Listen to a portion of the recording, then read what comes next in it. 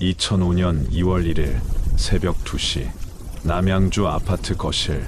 불붙은 수건이 소파 위로 던져집니다. 불길은 천장까지 타올랐어요. 거실에서 잠들던 남성은 얼굴과 기도를 태운 채 병원으로 실려갔습니다. 그리고 돌아가셨습니다. 더 소름 돋는 건 그 불이 처음이 아니었다는 겁니다. 그녀의 주변 사람들은 눈이 멀고 불구가 되고 죽었습니다. 첫 번째 남편, 두 번째 남편, 친엄마, 친오빠, 남동생, 타인의 가족까지 모두 사고처럼 보였어요. 환자처럼 보였습니다. 불행처럼 보였죠. 하지만 수사관이 패턴을 이어붙이는 순간 한 문장으로 바뀝니다. 이 여자는 사람을 살아있는 채로 망가뜨렸다. 그리고 죽였다. 우울증 약을 먹이고 몸을 무력화시키고 넘어뜨리고 한쪽 눈을 잃게 만들고 화상을 입히고 자해로 위장에 칼자국을 남기고 마지막엔 감염이라는 이름으로 끝냈습니다. 사람들은 그녀를 괴물이라 불렀어요. 정확한 표현은 이거였습니다. 가족을 타깃으로 삼은 보호명 살인. 그리고 마지막 순간 그 모든 걸 무너뜨린 사람이 나타납니다. 가장 가까운 곳에 있던 사람. 다음 타깃은 나일지도 모른다. 그 공포를 먼저 알아챈 한 사람. 그 제보가 이 지옥을 멈췄습니다. 영상 시작하기 전 구독과 좋아요 부탁드려요. 댓글로 이를 남겨주시면 영상 제작에 큰 힘이 됩니다. 2001년 봄, 서울 강북의 한 주택가. 김미선 27세, 결혼 2년 차였습니다. 남편 박철수는 35세, 작은 회사를 운영하고 있었어요. 주변 사람들이 보기엔 평범한 부부였습니다. 2002년 아이가 태어났어요. 하지만 석 달 만에 아이가 죽었습니다. 영아돌연사증후군이었어요. 김미선은 큰 충격을 받았습니다. 우울증이 시작됐어요.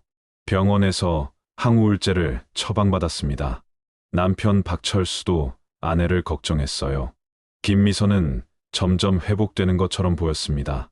하지만 이상한 일들이 시작됐어요. 2003년 여름, 박철수가 집에서 넘어졌습니다. 계단에서 굴러떨어졌어요. 머리를 심하게 다쳤습니다. 병원으로 실려갔어요. 뇌진탕 진단을 받았습니다. 의사가 물었습니다. 어떻게 넘어진 거냐고. 박철수는 기억이 잘 안 난다고 했어요. 그냥 갑자기 어지러웠다고 합니다. 김미선은 병실을 지켰어요. 헌신적으로 간호했습니다. 주변 사람들은 감탄했어요. 박철수는 2주 만에 퇴원했습니다. 하지만 완전히 회복되지 않았어요. 가끔 어지럼증을 느꼈습니다. 집중력도 떨어졌어요. 회사 일도 예전만 못했습니다. 그해 가을 또 넘어졌어요. 이번에도 집 안에서였습니다. 욕실에서 미끄러졌다고 했어요. 또다시 머리를 부딪혔습니다. 두 번째 뇌진탕이었어요. 의사는 이상하게 생각했습니다. 연이어 넘어진다는 게 흔한 일은 아니었거든요. 혹시 지병이 있냐고 물었어요. 박철수는 없다고 대답했습니다. 다만 최근 우울증 약을 먹고 있다고 했어요. 의사가 물었습니다. 누가 처방해 줬냐고. 박철수는 아내가 자신이 약을 나눠줬다고 했어요. 자신도 우울하다고 하니까 아내가 도움이 될 거라며 줬다고 합니다. 의사는 눈썹을 찌푸렸어요. 항우울제를 임의로 복용하면 안 된다고 말했습니다. 부작용이 있을 수 있다고 경고했어요. 특히 어지럼증이나 균형 감각 상실 같은 것들이라고 했습니다. 박철수는 놀랐어요. 그래서 자꾸 넘어진 건가 싶었습니다. 의사는 약을 끊으라고 했어요. 박철수는 집에 돌아가 아내에게 말했습니다. 의사가 약을 끊으라고 했다고. 김미선은 알겠다고 대답했어요. 하지만 며칠 후 박철수는 또 약을 먹고 있었습니다. 아내가 계속 권했거든요. 조금만 더 먹으면 완전히 나을 거라고 했어요. 박철수는 아내를 믿었습니다. 2004년 초, 박철수에게 더 큰 일이 생겼어요. 한쪽 눈이 안 보이기 시작했습니다. 왼쪽 눈이었어요. 시야가 흐려지더니 점점 어두워졌습니다. 안과에 갔어요. 의사는 검사를 했습니다. 망막박리였어요. 수술이 필요했습니다. 하지만 수술에도 시력을 완전히 회복하기는 어렵다고 했어요. 박철수는 충격을 받았습니다. 왜 이렇게 됐는지 물었어요. 의사는 보통 외상이나 강한 충격 때문이라고 했습니다. 최근에 머리를 다친 적이 있냐고 물었어요. 박철수는 2번 넘어져서 뇌진탕을 겪었다고 말했습니다. 의사는 고개를 끄덕였어요. 그것 때문일 수 있다고 했습니다. 수술을 받았지만 왼쪽 눈은 거의 실명 상태가 됐어요. 김미선은 또다시 남편을 헌신적으로 돌봤습니다. 병원비도 아내가 챙겼어요. 보험금을 청구했습니다. 박철수는 상해보험에 가입되어 있었거든요. 실명에 대한 보험금이 나왔어요. 약 3천만 원이었습니다. 김미선이 수령했어요. 그해 여름, 더 끔찍한 일이 일어났습니다. 박철수가 집에서 화상을 입었어요. 부엌에서 요리하다가 기름이 튀었다고 했습니다. 얼굴과 팔에 2도 화상을 입었어요. 응급실로 실려갔습니다. 의사가 물었어요. 어떻게 이렇게 된 거냐고. 박철수는 설명했습니다. 튀김을 하고 있었는데 갑자기 어지러워서 비틀거렸다고. 그때 기름 냄비를 쏟았다고 했어요. 의사는 또 어지럼증이냐고 물었습니다. 박철수는 고개를 끄덕였어요. 요즘 자꾸 그렇다고 했습니다. 치료를 받았지만 흉터가 많이 남았어요. 얼굴 왼쪽이 특히 심했습니다. 또 보험금을 청구했어요. 이번에는 화상에 대한 보험금이었습니다. 약 2천만 원이 나왔어요. 박철수의 상태는 점점 나빠졌습니다. 한쪽 눈이 안 보이고 얼굴에 화상 흉터가 있고 계속 어지러웠어요. 회사 일도 제대로 할 수 없었습니다. 결국 회사를 정리하기로 했어요. 김미선은 남편을 위로했습니다. 괜찮다고, 자신이 있다고 말했어요. 2004년 가을, 박철수에게 또 다른 상처가 생겼습니다. 복부에 칼자국이었어요. 여러 군데 베인 상처였습니다. 병원에 갔어요. 의사가 놀라며 물었습니다. 누가 칼로 찔렀냐고. 박철수는 고개를 저었어요. 자신이 했다고 말했습니다. 자해였다고 했어요. 의사는 왜 그랬냐고 물었습니다. 박철수는 우울해서 그랬다고 대답했어요. 모든 게 힘들다고 했습니다. 의사는 정신과 상담을 권했어요. 하지만 박철수는 거부했습니다. 상처를 치료받고 집으로 돌아왔어요. 김미선은 남편을 꾸짖었습니다. 왜 그런 짓을 했냐고. 자신을 생각해서라도 그러면 안 된다고 했어요. 박철수는 미안하다고 사과했습니다. 다시는 안 그러겠다고 약속했어요. 하지만 한 달 후 또 복부에 상처가 생겼습니다. 이번에는 더 깊었어요. 병원에 실려갔습니다. 봉합수술을 받았어요. 의사는 이번에는 정신과 입원을 강력히 권했습니다. 이 정도면 자살 위험이 있다고 판단했어요. 하지만 김미선이 막았습니다. 자신이 집에서 잘 돌보겠다고 했어요. 남편을 입원시키고 싶지 않다고 했습니다. 의사는 어쩔 수 없이 퇴원시켰어요. 다만 정신과 약을 처방했습니다. 꼭 복용하라고 당부했어요. 박철수는 집으로 돌아왔습니다. 하지만 상태는 나아지지 않았어요. 2005년 1월, 박철수가 감염으로 병원에 입원했습니다.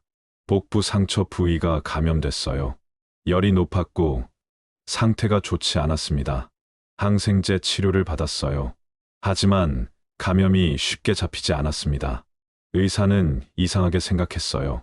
항생제에 반응해야 정상인데 계속 악화됐거든요. 폐혈증으로 진행됐습니다. 중환자실로 옮겨졌어요. 김미선은 매일 병원에 왔습니다. 남편을 돌봤어요. 간호사들도 감탄했습니다. 정말 헌신적인 아내라고 생각했어요. 2005년 2월 15일, 박철수가 사망했습니다. 사인은 폐혈증으로 인한 다발성 장기 부전이었어요. 김미선은 울며 남편을 떠나보냈습니다. 장례식은 조용히 치러졌어요. 조문객들은 김미선을 위로했습니다. 남편을 끝까지 돌본 훌륭한 아내라고 칭찬했어요. 장례가 끝난 후 김미선은 보험금을 청구했습니다. 박철수는 사망보험에도 가입되어 있었어요. 보험금은 1억 원이었습니다. 그동안 받은 상해보험금까지 합치면 총 1억 5천만 원. 김미선은 그 돈을 받았어요. 그리고 한 달 후, 그녀는 새로운 남자를 만나기 시작했습니다. 박철수가 사망한 지 한 달 후, 2005년 3월, 김미선은 새로운 남자를 만났습니다. 이름은 최동욱, 38세, 건설 현장에서 일하는 남자였어요. 두 사람은 인터넷 채팅방에서 만났습니다. 몇 번 만나고 금방 가까워졌어요. 최동욱은 김미선에게 호감을 느꼈습니다. 조용하고 차분한 여자였어요. 김미선은 자신의 과거를 숨겼습니다. 남편이 죽은 지 얼마 안 됐다는 말은 하지 않았어요. 대신 자신이 부유한 집안 출신이라고 말했습니다. 부모님이 사업을 한다고 거짓말했어요. 최동욱은 믿었습니다. 김미선이 돈을 쓰는 모습을 보니 그럴듯했거든요. 실제로는 보험금이었지만 최동욱은 몰랐어요. 두 달 후인 5월, 두 사람은 동거를 시작했습니다. 김미선의 집으로 최동욱이 들어왔어요. 박철수가 살던 그 집이었습니다. 최동욱은 행복했어요. 김미선도 좋은 여자친구처럼 보였습니다. 하지만 얼마 지나지 않아 이상한 일들이 시작됐어요. 동거 한 달 후, 최동욱이 갑자기 어지럼증을 호소하기 시작했습니다. 처음에는 가볍게 넘겼어요. 피곤해서 그런가 보다 했습니다. 하지만 점점 심해졌어요.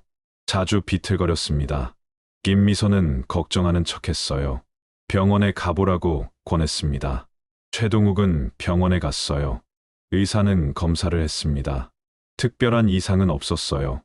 스트레스나 피로 때문일 거라고 했습니다. 충분히 쉬라고 권했어요. 최동욱은 집으로 돌아왔습니다. 김미선은 약을 줬어요. 자신이 먹는 우울증 약이라고 했습니다. 어지럼증에 도움이 된다고 말했어요. 최동욱은 의심 없이 먹었습니다. 하지만 증상은 나아지지 않았어요. 오히려 더 심해졌습니다. 2005년 7월, 최동욱이 집에서 넘어졌습니다. 계단에서 굴러떨어졌어요. 머리를 심하게 부딪혔습니다. 응급실로 실려갔어요. 뇌진탕 진단을 받았습니다. 의사가 물었습니다. 최근 약을 복용한 적이 있냐고. 최동욱은 여자친구가 준 약을 먹었다고 말했어요. 의사는 무슨 약이냐고 물었습니다. 최동욱은 정확히 모른다고 대답했어요. 우울증 약이라고만 들었다고 했습니다. 의사는 임의로 약을 먹으면 안 된다고 경고했어요. 부작용이 있을 수 있다고 했습니다. 최동욱은 퇴원 후 김미선에게 말했어요. 의사가 약을 끊으라고 했다고. 김미선은 알겠다고 대답했습니다. 하지만 며칠 후 또 약을 줬어요. 의사가 뭘 알겠냐며 계속 먹으라고 했습니다. 최동욱은 여자친구를 믿었어요. 그해 9월, 최동욱의 눈에 이상이 생겼습니다. 왼쪽 눈이 흐릿하게 보였어요. 안과에 갔습니다. 망막에 문제가 있다고 했어요. 치료가 필요했습니다. 하지만 완치는 어렵다고 했어요. 최동욱은 충격을 받았습니다. 김미선은 위로했어요. 함께 이겨내자고 말했습니다. 그리고 보험을 들자고 제안했어요. 혹시 모를 일에 대비하자고 했습니다. 최동욱은 동의했어요. 김미선이 알아봐서 여러 보험에 가입했습니다.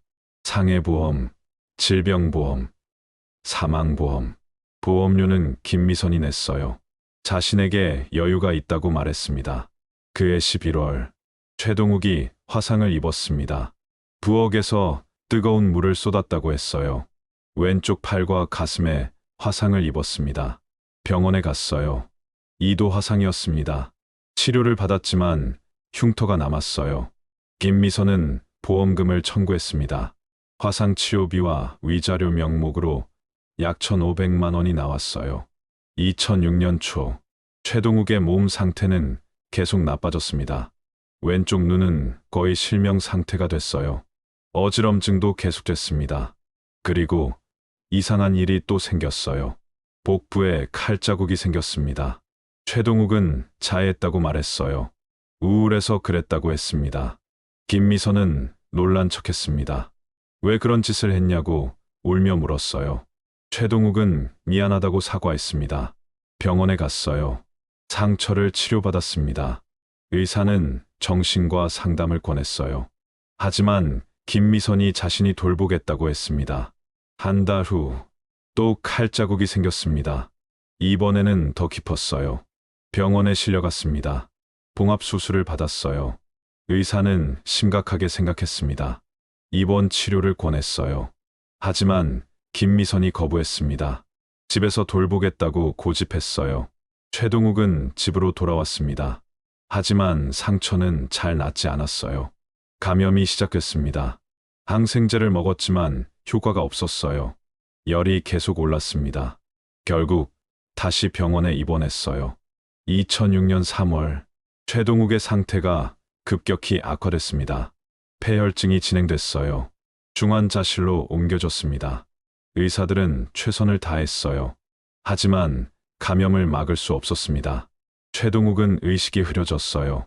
김미선은 병실을 지켰습니다. 간호사들은 그녀의 헌신에 감동했어요. 2006년 3월 28일, 최동욱이 사망했습니다. 사인은 폐혈증으로 인한 다발성 장기 부전. 박철수와 똑같은 사인이었어요. 김미선은 울었습니다. 두 번째로 사랑하는 남자를 잃었다고 말했어요. 장례식이 치러졌습니다. 최동욱의 가족들이 왔어요. 그들은 김미선을 처음 봤습니다.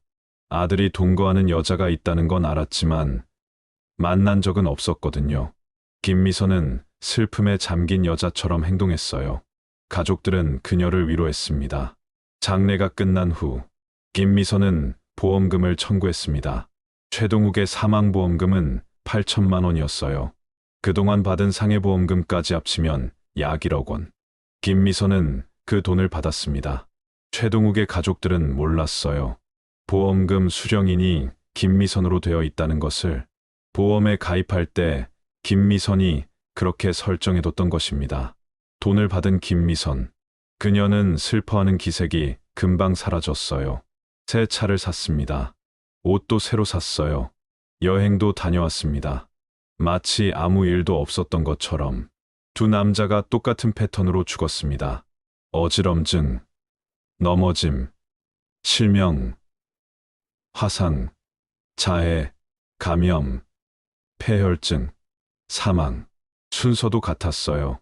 그리고 그때마다 보험금이 나왔습니다. 총 2억 5천만 원. 김미선은 그 돈으로 편하게 살았어요. 하지만 아직 아무도 의심하지 않았습니다. 두 사건이 연결되어 있다는 것을 몰랐어요. 김미선은 안전했습니다. 그리고 다음 타깃을 물색하기 시작했어요. 2006년 6월, 최동욱이 죽은 지 석 달 후, 김미선은 또 다른 남자를 만났습니다. 이름은 정우진, 41세. 중고차 판매업을 하는 남자였어요. 두 사람은 소개팅으로 만났습니다. 김미선은 이번에도 과거를 숨겼어요. 남자친구가 죽었다는 말은 하지 않았습니다. 대신 자신이 사업가 집안 출신이라고 말했어요. 부모님이 건물을 소유하고 있다고 거짓말했습니다. 정우진은 관심을 보였어요. 김미선은 돈을 아낌없이 썼습니다. 비싼 식당에서 밥을 사고 선물도 했어요. 정우진은 김미선이 마음에 들었습니다. 2달 만에 두 사람은 동거를 시작했어요. 이번에는 정우진의 집이었습니다. 김미선이 짐을 싸서 들어갔어요. 정우진은 행복했습니다. 하지만 이번에는 속도가 더 빨랐어요. 동거 시작 2주 만에 정우진이 어지럼증을 호소하기 시작했습니다. 김미선은 걱정하는 척했어요. 약을 줬습니다. 우울증 약이라고 말했어요. 정우진은 자신이 우울하지 않다고 했습니다. 김미선은 예방 차원에서 먹는 게 좋다고 설득했어요. 정우진은 거부하기 어려웠습니다. 여자친구가 자신을 위해 챙겨주는 것 같았거든요. 약을 먹기 시작했어요. 며칠 후부터 몸이 이상해졌습니다. 자주 비틀거렸어요. 균형을 잡기 어려웠습니다. 김미선은 병원에 가보라고 했어요. 정우진은 병원에 갔습니다. 의사는 검사를 했어요. 특별한 이상은 없었습니다. 과로 때문일 거라고 했어요. 정우진은 집으로 돌아왔어요. 김미선은 계속 약을 줬습니다. 2006년 9월, 동거 석 달 만에 정우진이 집에서 넘어졌습니다. 거실에서 소파에 앉으려다 넘어졌어요. 머리를 테이블 모서리에 부딪혔습니다. 피가 흘렀어요. 응급실로 실려갔습니다. 뇌진탕 진단을 받았어요. 봉합수술을 받았습니다. 의사가 물었어요. 어떻게 넘어진 거냐고. 정우진은 갑자기 어지러워서 그랬다고 대답했습니다. 의사는 약을 복용하는지 물었어요. 정우진은 여자친구가 준 약을 먹는다고 말했습니다. 의사는 어떤 약이냐고 물었습니다. 정우진은 우울증 약이라고 들었다고 했어요. 의사는 누가 처방해 줬냐고 물었습니다. 정우진은 여자친구 약을 나눠 먹는다고 대답했어요. 의사는 경고했습니다. 절대 그러면 안 된다고. 다른 사람의 약을 먹으면 위험하다고 했어요. 당장 끊으라고 했습니다. 정우진은 집에 돌아가 김미선에게 말했어요. 의사가 약을 끊으라고 했다고. 김미선은 얼굴을 찌푸렸습니다. 의사가 과민 반응하는 거라고 말했어요. 괜찮으니 계속 먹으라고 했습니다. 정우진은 망설였어요.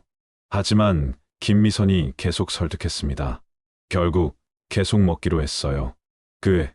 10월, 정우진의 눈에 문제가 생겼습니다. 오른쪽 눈이 잘 안 보였어요. 안과에 갔습니다. 망막박리였어요. 수술이 필요했습니다. 정우진은 충격을 받았어요. 김미선은 보험을 들자고 제안했습니다. 정우진은 이미 보험이 있다고 말했어요. 김미선은 더 드는 게 좋다고 설득했습니다. 요즘 자꾸 다치니까 대비해야 한다고 했어요. 정우진은 동의했습니다. 김미선이 여러 보험에 가입시켰어요. 수령인은 모두 김미선으로 설정했습니다. 정우진은 그것까지는 확인하지 않았어요. 11월, 정우진이 화상을 입었습니다. 부엌에서 끓는 물을 쏟았다고 했어요.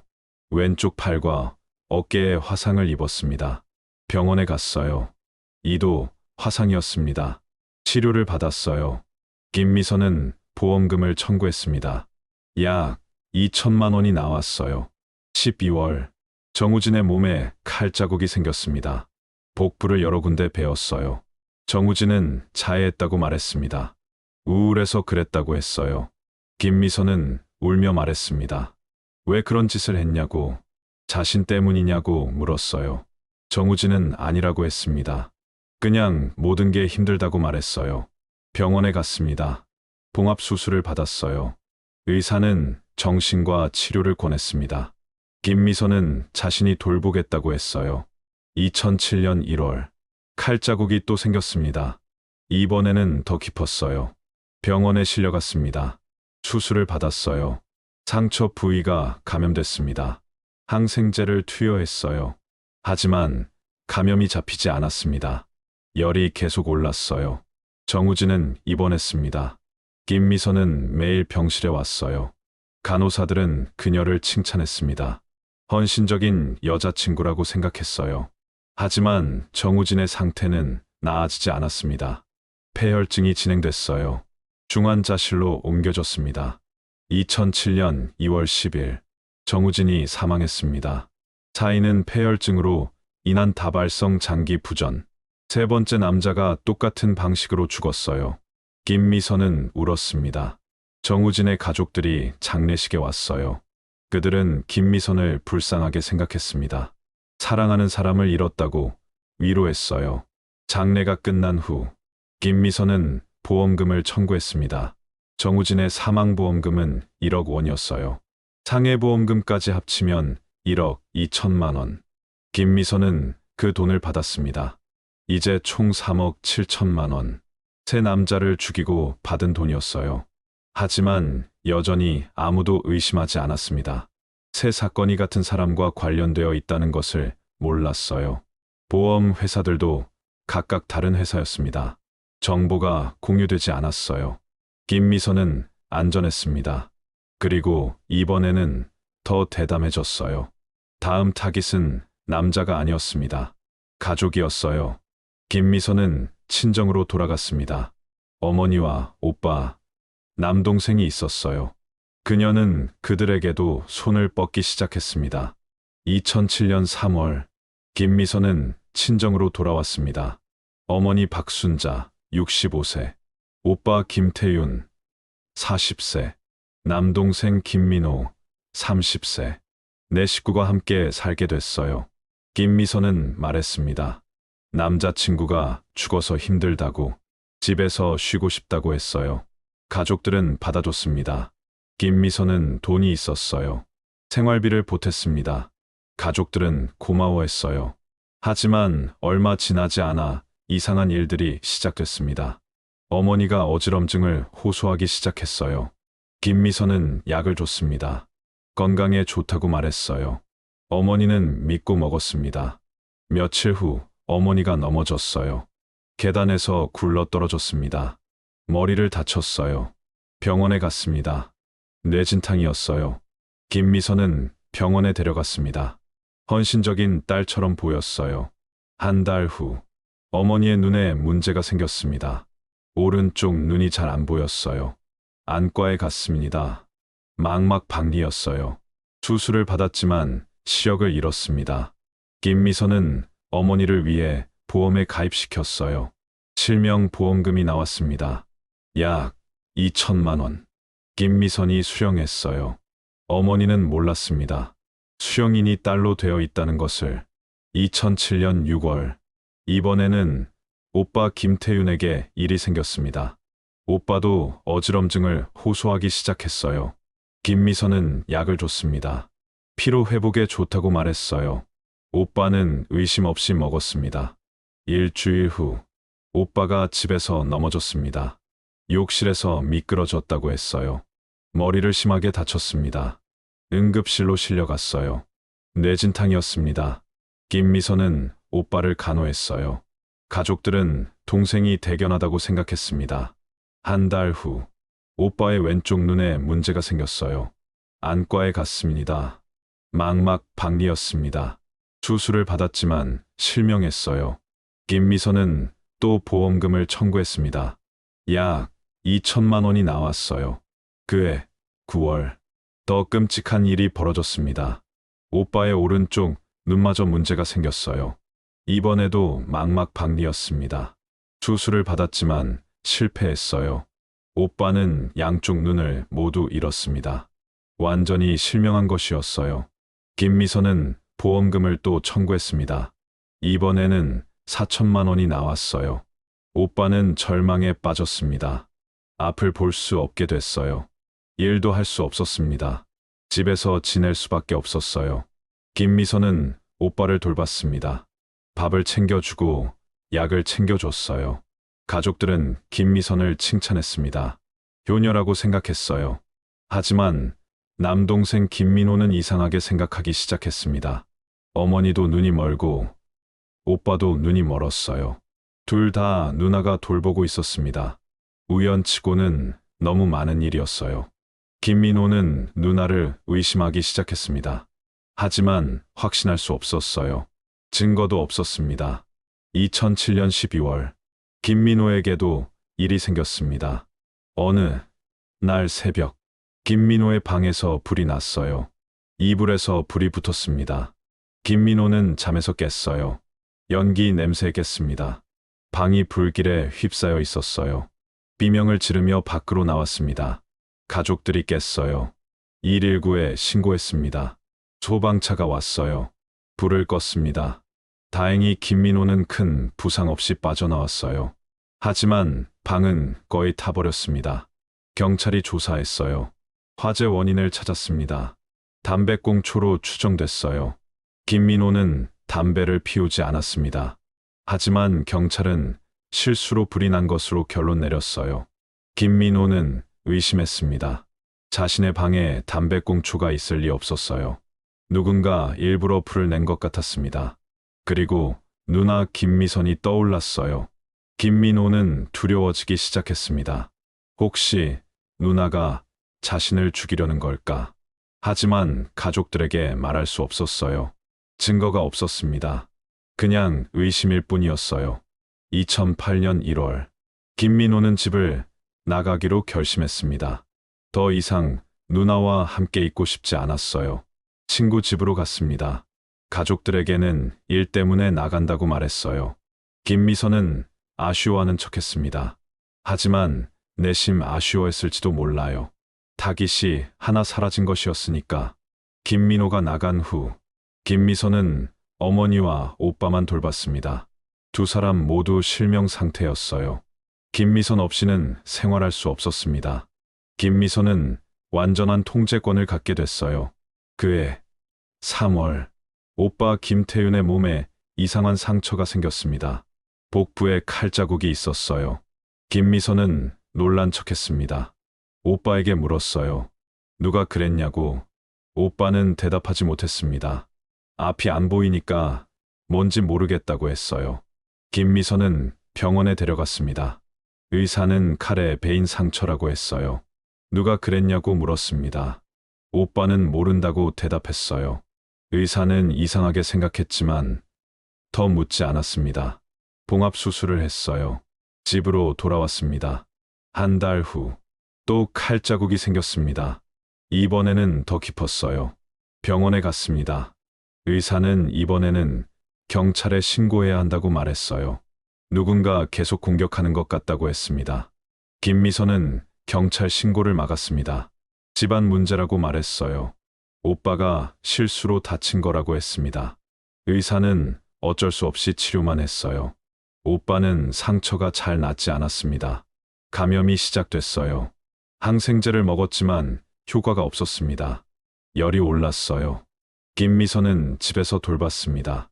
병원에 데려가지 않았어요. 오빠의 상태는 점점 나빠졌습니다. 2008년 5월, 오빠가 위독해졌어요. 더 이상 버틸 수 없었습니다. 김미선이 119에 신고했어요. 응급실로 실려갔습니다. 폐혈증이었어요. 중환자실로 옮겨졌습니다. 하지만 이미 늦었어요. 2008년 5월 15일, 오빠 김태윤이 사망했습니다. 사인은 폐혈증으로 인한 다발성 장기 부전. 네 번째 희생자였어요. 김미선은 울었습니다. 어머니는 충격에 빠졌어요. 아들을 잃었습니다. 장례식이 치러졌어요. 친척들이 모였습니다. 모두 김미선을 위로했어요. 오빠를 끝까지 돌본 동생이라고 칭찬했습니다. 하지만 남동생 김민호는 달랐어요. 그는 장례식에 와서 누나를 바라봤습니다. 의심이 확신으로 바뀌고 있었어요. 어머니, 오빠, 그리고 자신까지 모두 누나 주변에서 다쳤습니다. 우연이 아니었어요. 김민호는 결심했습니다. 경찰에 신고해야겠다고. 더 이상 방치할 수 없었어요. 다음 희생자가 나오기 전에 막아야 했습니다. 장례식이 끝난 다음 날, 김민호는 경찰서로 갔습니다. 그리고 말했어요. 제 누나를 조사해 주세요. 누나 주변 사람들만 이상하게 다치고 죽습니다. 그 한 문장이 모든 것을 바꿨습니다. 경찰은 조사를 시작했어요. 김미선의 과거를 추적하기 시작했습니다. 그리고 놀라운 사실들이 드러나기 시작했어요. 2008년 5월 20일, 남동생 김민호의 제보를 받은 경찰은 즉시 수사에 착수했습니다. 담당은 서울지방경찰청 강력계였어요. 수사팀장 이정훈 경위가 사건을 맡았습니다. 그는 김민호를 다시 불렀어요. 자세한 이야기를 들어야 했습니다. 김민호는 떨리는 목소리로 말하기 시작했어요. 누나 김미선의 주변에서 너무 많은 사고가 일어났다고. 어머니가 실명했고 형은 양쪽 눈을 모두 잃었다가 죽었다고 했습니다. 자신도 방에 불이 났었다고 말했어요. 수사팀은 기록을 조회하기 시작했습니다. 김미선의 과거를 추적했어요. 놀라운 사실이 드러났습니다. 김미선과 함께 살았던 남자들이 모두 비슷하게 죽었어요. 첫 번째 남편 박철수, 두 번째 남자친구 최동욱, 세 번째 남자친구 정우진, 모두 폐혈증으로 사망했습니다. 그 전에 어지럼증, 넘어짐, 실명, 화상, 자해 같은 일을 겪었어요. 패턴이 똑같았습니다. 수사팀은 보험 기록도 조회했어요. 김미선이 수령한 보험금을 추적했습니다. 총액이 나왔어요. 약 4억 원. 세 남자와 가족들에게서 받은 돈이었습니다. 수사팀장은 확신했어요. 이것은 연쇄 살인이라고, 보험금을 노린 계획적인 범죄라고 판단했습니다. 긴급 회의가 열렸어요. 검찰과 합동 수사를 진행하기로 했습니다. 김미선을 감시하기 시작했어요. 미행을 붙였습니다. 통화 내역도 확인했어요. 그리고 주변 사람들을 조사했습니다. 박철수의 지인들을 만났어요. 그들은 말했습니다. 박철수가 결혼 후 이상해졌다고, 자꾸 다치고 성격도 변했다고 했어요. 최동욱의 가족도 만났습니다. 그들은 아들이 김미선을 만난 후 급격히 건강이 나빠졌다고 말했어요. 정우진의 동료들도 증언했습니다. 정우진이 여자친구 때문에 힘들어했다고, 자꾸 이상한 일이 생긴다고 말했었대요. 모든 증언이 김미선을 가리켰습니다. 수사팀은 병원 기록도 확인했어요. 세 남자 모두 같은 병원을 다녔습니다. 김미선이 데려간 병원이었어요. 의사들에게 물었습니다. 환자들을 기억하냐고.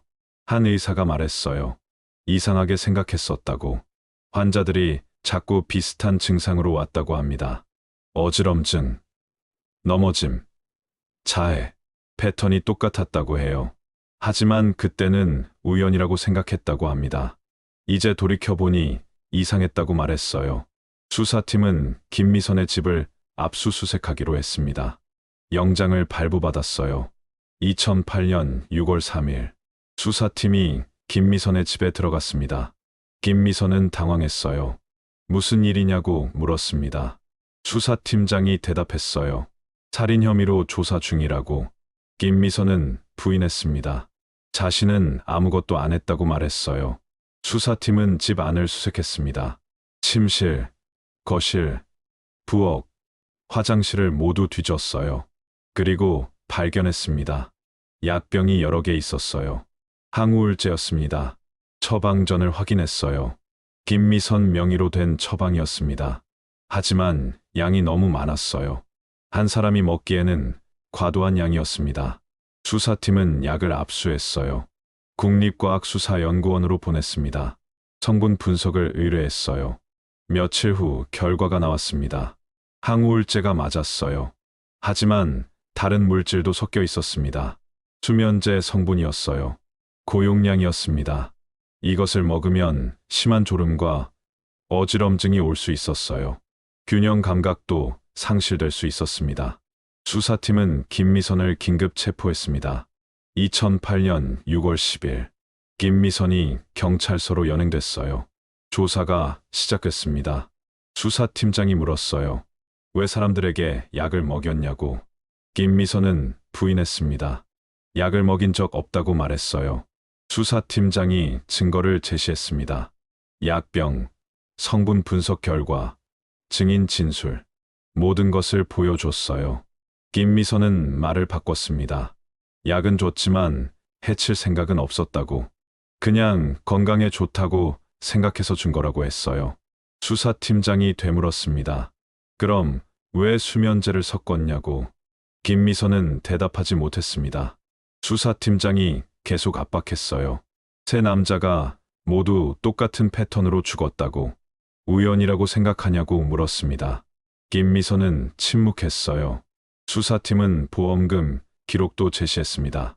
4억 원. 김미선이 받은 돈이었어요. 이것도 우연이냐고 물었습니다. 김미선은 고개를 떨구었어요. 한참 침묵하다가 말했습니다. 변호사를 선임하겠다고, 더 이상 말하지 않겠다고 했어요. 수사는 계속됐습니다. 검찰이 본격적으로 개입했어요. 담당 검사는 이 사건을 연쇄 살인으로 보았습니다. 기소 준비를 시작했어요. 한편 김민호는 안도했습니다. 누나가 체포된 것이었어요. 더 이상 희생자가 나오지 않을 거라고 생각했습니다. 하지만 곧 또 다른 사실이 드러났어요. 2005년 2월의 방화 사건. 남양주 아파트에서 일어난 화재였습니다. 피해자는 이웃 주민이었어요. 남성이 불에 타 사망했습니다. 당시 경찰은 실화로 결론 내렸어요. 하지만 수사팀이 다시 조사했습니다. 그 아파트에 김미선이 살고 있었어요. 사건 당일 김미선은 집에 있었습니다. 피해자와 다툰 적이 있었다는 증언도 나왔어요. 소음 문제로 언쟁을 벌였다고 합니다. 수사팀은 김미선을 다시 조사했어요. 그날 밤 어디 있었냐고 물었습니다. 김미선은 집에서 잤다고 대답했어요. 불이 난 줄 몰랐다고 했습니다. 하지만 목격자가 있었어요. 그날 새벽 김미선이 복도에 있는 걸 봤다는 증언이었습니다. 수사팀은 추궁했어요. 김미선은 결국 인정했습니다. 자신이 불을 냈다고. 피해자가 자꾸 시끄럽게 해서 화가 났다고 했어요. 수건에 불을 붙여 피해자의 집 앞에 던졌다고 합니다. 죽일 생각은 없었다고 말했어요. 그냥 겁을 주려고 했다고 했습니다. 하지만 불이 크게 번졌고 피해자는 사망했어요. 수사팀은 방화치사 혐의도 추가했습니다. 모든 증거가 모였어요.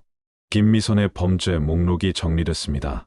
남편 박철수 살해, 남자친구 최동욱 살해, 남자친구 정우진 살해, 오빠 김태윤 살해, 이웃 주민 방화치사, 어머니와 오빠에 대한 상해, 남동생에 대한 살인 미수, 총 7건의 중범죄였어요.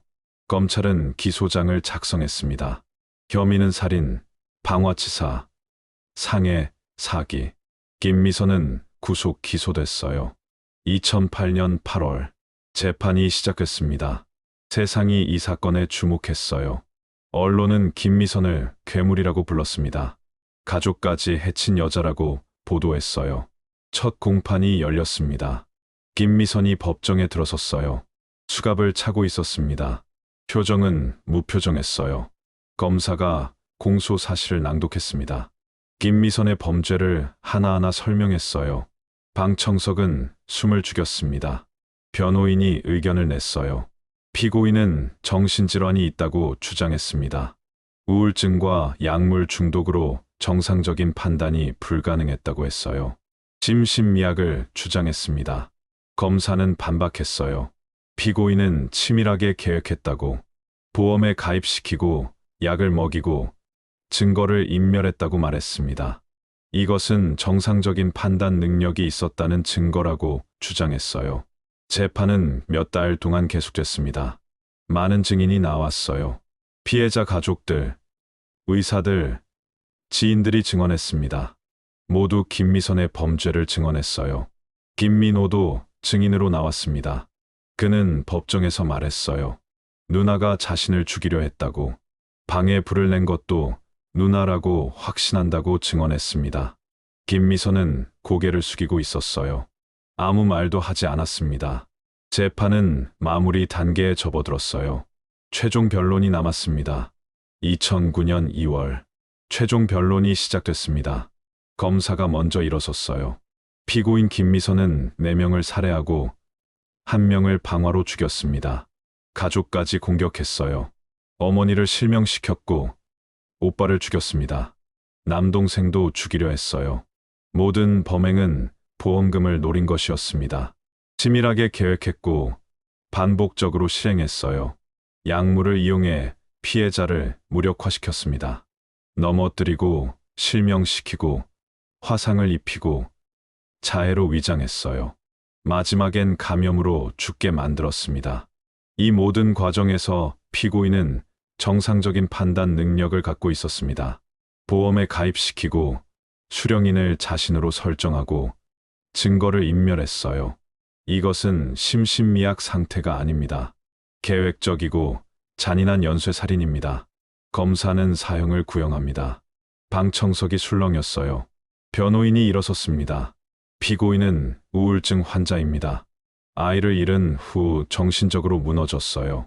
약물 중독도 있었습니다. 항우울제와 수면제에 의존했어요. 정상적인 판단이 불가능한 상태였습니다. 피고인 스스로도 무엇을 했는지 명확히 기억하지 못합니다.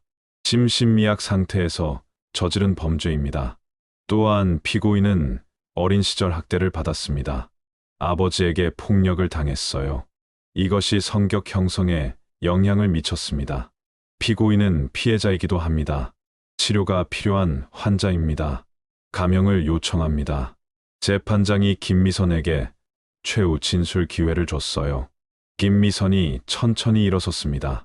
떨리는 목소리로 말하기 시작했어요. 저는 제가 왜 이런 짓을 했는지 모르겠습니다. 돌이켜보면 꿈 같아요. 정말 제가 한 일인가 싶습니다. 아이를 잃은 후부터 모든 게 이상해졌어요. 약을 먹기 시작했고 점점 더 많이 먹었습니다. 현실과 구분이 안 됐어요. 사람들이 다치는 걸 봤지만 제가 한 거라고 생각하지 못했습니다. 지금은 후회합니다. 피해자분들께 죄송합니다. 유가족분들께도 죄송합니다. 특히 가족들에게 미안합니다. 어머니, 동생, 죄송합니다. 김미선은 눈물을 흘렸어요. 하지만 방청석에서는 야유가 나왔습니다. 피해자 유가족들이었어요. 한 유족이 소리쳤습니다. 거짓말하지 마세요. 당신은 계획적으로 사람들을 죽였어요. 재판장이 망치를 두드렸습니다. 정숙을 명령했어요. 김미선은 자리에 앉았습니다. 재판장이 선고 기일을 잡았어요. 2주 후였습니다. 그 2주 동안 사회는 이 사건을 놓고 논쟁했어요. 심리학자들이 분석을 내놨습니다. 한 심리학자는 김미선이 사이코패스라고 주장했어요. 공감 능력이 없고 타인을 도구로 본다고 분석했습니다. 가족까지 해친 것은 매우 드문 사례라고 했어요. 다른 심리학자는 반대 의견을 냈습니다. 김미선은 우울증과 약물 중독의 피해자라고 주장했어요. 적절한 치료를 받지 못해 이렇게 됐다고 분석했습니다. 정신과 의사들도 의견이 갈렸어요. 김미선을 진찰한 의사가 말했습니다. 그녀는 심각한 정신질환이 있다고. 하지만 범행 당시 심신미약 상태였는지는 불분명하다고 했어요. 언론도 연일 보도했습니다. 김미선의 과거를 파헤쳤어요. 어린 시절 이야기가 나왔습니다. 아버지가 알코올 중독자였다고 해요. 자주 폭력을 휘둘렀다고 합니다. 김미선은 그 속에서 자랐어요. 하지만 이것이 살인을 정당화할 수는 없었습니다. 여론은 대체로 엄벌을 원했어요. 사형을 지지하는 사람들이 많았습니다.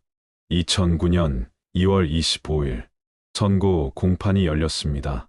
법정은 사람들로 가득 찼어요. 기자들도 많이 왔습니다. 김미선이 법정에 들어섰어요. 창백한 얼굴이었습니다. 재판장이 판결문을 읽기 시작했습니다. 피고인은 총 5명을 살해했습니다. 3명의 남자친구와 오빠, 그리고 이웃 주민, 보험금을 노린 계획적인 범행이었습니다. 약물을 이용해 피해자들을 무력화시켰어요. 반복적이고 잔인한 방법을 사용했습니다. 가족까지 공격한 것은 인간성을 상실한 행위입니다. 방청석이 긴장했어요. 다만 본 재판부는 다음 사항을 참작합니다. 피고인이 우울증을 앓고 있었던 점, 약물 중독 상태였던 점, 어린 시절 학대를 받았던 점, 범행을 자백하고 반성하는 점. 재판장이 잠시 말을 멈췄습니다. 그리고 판결을 선고했어요. 피고인 김미선을 무기징역에 처합니다. 방청석이 들끓었습니다. 유가족들은 항의했어요. 무기징역이요. 사형이어야 합니다. 5명을 죽였는데 무기징역이라니요. 재판장이 계속 판결문을 읽었습니다. 본 재판부는 사형도 고려했습니다. 하지만 피고인의 정신 상태를 고려할 때 교화 가능성이 있다고 판단했습니다. 다만 가석방 없는 무기징역을 선고합니다. 피고인은 평생 교도소에서 복역하게 됩니다. 또한 피해자 유가족들에게 총 5억 원의 손해배상 책임이 있습니다. 판결이 끝났습니다. 김미선은 무표정했어요. 아무런 반응이 없었습니다. 유가족들은 분노했어요. 한 유족이 김미선에게 소리쳤습니다. 당신은 괴물이에요. 지옥에 가야 해요. 김미선은 고개를 돌리지 않았습니다. 그대로 법정을 나갔어요. 판결에 대한 항소는 없었습니다. 김미선은 무기징역을 받아들였어요. 검찰도 항소하지 않았습니다. 판결이 확정됐어요. 김미선은 여자 교도소로 이송됐습니다. 평생 그곳에서 지내게 될 것입니다. 사건이 종결된 후 많은 것들이 남았어요. 피해자 가족들은 여전히 고통받고 있었습니다. 박철수의 부모님은 아들을 잃은 슬픔에서 벗어나지 못했어요. 최동욱과 정우진의 가족들도 마찬가지였습니다. 김민호는 누나에 대한 죄책감에 시달렸어요. 더 일찍 신고했어야 했다고 자책했습니다. 어머니 박순자는 딸을 원망했어요. 왜 자신을 이렇게 만들었는지 이해할 수 없었습니다. 이 사건은 한국 사회에 큰 충격을 줬습니다. 보험 제도의 허점이 드러났어요. 한 사람이 여러 보험사에 중복 가입할 수 있었습니다. 보험금 수령인도 쉽게 변경할 수 있었어요. 정보 공유 시스템도 없었습니다. 이후 보험 제도가 개선됐어요. 고액보험 가입 시 심사가 강화됐습니다. 보험금 수령 시 조사도 철저해졌어요. 보험사 간 정보 공유 시스템도 구축됐습니다. 또한 가정폭력과 학대에 대한 관심도 높아졌어요. 어린 시절 학대가 성인이 돼서 범죄로 이어질 수 있다는 것을 알게 됐습니다. 조기 발견과 치료의 중요성이 강조됐어요. 2025년 현재 김미선은 여전히 교도소에 있습니다. 16년째 복역 중이에요. 가석방 없는 무기징역이기 때문에 출소할 날은 없습니다. 그녀는 교도소에서 조용히 지내고 있다고 해요. 다른 재소자들과도 거의 어울리지 않는다고 합니다. 이 사건이 남긴 질문은 여전히 유효합니다. 괴물은 태어나는 걸까요? 아니면 만들어지는 걸까요? 김미선은 처음부터 괴물이었을까요? 아니면 환경이 그녀를 괴물로 만들었을까요? 어린 시절 학대, 아이의 죽음, 우울증, 약물 중독, 이 모든 것이 영향을 미쳤을까요? 아니면 단순히 악한 본성이 드러난 것일까요? 명확한 답은 없습니다. 다만 우리가 배운 것은 있습니다. 첫째, 정신질환을 방치하면 위험하다는 것, 조기 발견과 치료가 중요해요. 둘째, 가정폭력과 학대는 평생 영향을 미친다는 것, 어린이 보호가 필수입니다. 셋째, 제도의 허점을 악용하는 사람이 있다는 것, 시스템을 계속 개선해야 해요. 넷째, 주변의 관심이 중요하다는 것, 이상한 징후를 발견하면 신고해야 합니다. 김민호의 제보가 더 많은 희생자를 막았어요. 만약 그가 더 일찍 신고했다면 오빠는 살 수 있었을지도 모릅니다. 하지만 늦게라도 신고한 것이 다행이었어요. 그녀는 살인자였습니다. 하지만 동시에 정신질환 환자이기도 했어요. 피해자인 동시에 가해자였습니다. 이 복잡함이 이 사건을 더욱 충격적으로 만들었습니다. 지금도 전문가들은 이 사건을 연구하고 있어요. 범죄 심리학의 중요한 사례로 남아 있습니다. 우리 사회는 이 사건을 통해 많은 것을 배웠습니다. 그리고 앞으로도 계속 배워야 합니다. 이런 비극이 반복되지 않도록 그날의 비밀은 계속해서 기억해야 할 이야기들을 전하겠습니다. 구독과 좋아요는 이런 이야기들을 더 많은 사람들에게 전하는 힘이 됩니다. 시청해 주셔서 감사합니다.